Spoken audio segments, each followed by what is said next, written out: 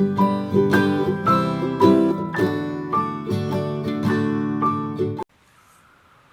what is your impression on Mahesh Babu? He is a superstar. I love all his films. నేను especially ఆయన కలేజా కానీ one నేను ఒకటే కానీ చాలా క్రిటికల్ అక్లెయిమ్ ఉన్న సినిమా చాలా ఇష్టం. నాకు కలేజా అనే సినిమా మాత్రం పిచ్చి ఇష్టం నాకు మహేష్ బాబు గారిది. And I think I must have seen Pokiri like almost ఒక 20-30 సార్లు చూస్తుంటా థియేటర్లో. నేను అంతకన్నా ఎక్కువనే చూస్తుంటా థియేటర్లో. జశ్వంత్ ప్రిన్స్ హాయ్ నిఖిల్ అన్న, thanks for such kind of films, all the best for the next project. Yes, thank you so much. నేను మీలాంటి వన్ ఆఫ్ ద మూవీ లవర్స్నే. సో నాకు ఆబ్వియస్లీ మీకు నచ్చిన సినిమా నాకు నచ్చుతాయి. అలాంటి సినిమాలు చేయడం కొంచెం టైం పట్టుద్ది, because you'll have to wait for the right script.